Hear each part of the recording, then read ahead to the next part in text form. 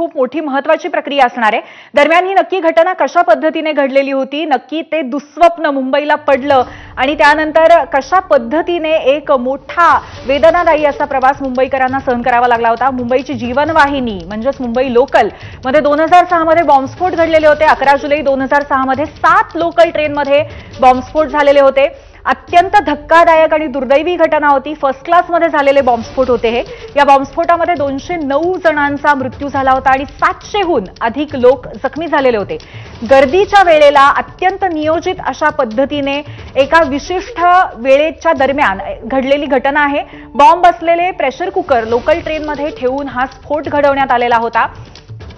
संपूर्ण मुंबई हादरली होती, किंबहुना संपूर्ण देश हादरला होता। खार रोड सांताक्रूज मधल्या स्फोटामध्ये 7, बांद्रा खार रोडच्या स्फोटामध्ये 22 जण ठार झाले होते। जोगेश्वरीच्या स्फोटामध्ये 28, माहीम जंक्शनला 43, मीरा रोड भाईंदरमध्ये 31 जण। इतक्या मोठ्या संख्येने तेव्हा अगदी पीक आरला मुंबईच्या लोकलमधनं प्रवास करणारे प्रवासी मृत्युमुखी पडलेले होते। त्या बॉम्बचा इम्पॅक्ट सुद्धा इतका प्रचंड होता।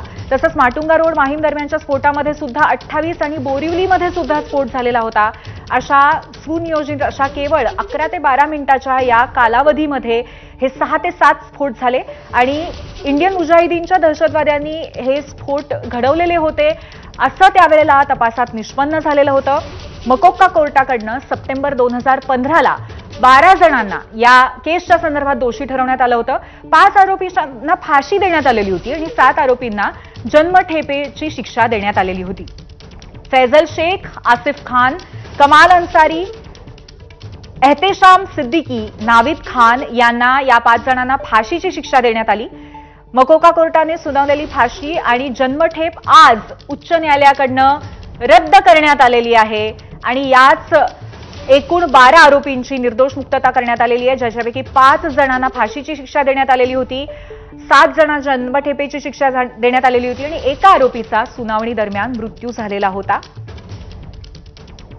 कुठेतरी आपल्याला न्याय मिळालेला आहे अशा संवेदनेत असलेल्या मुंबईकरांना देशाला एक मोठा झटका आहे।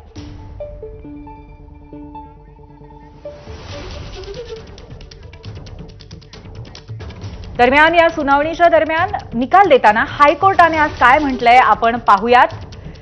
साक्षीदारांच्या साक्षी विश्वास ठेवण्यासाठी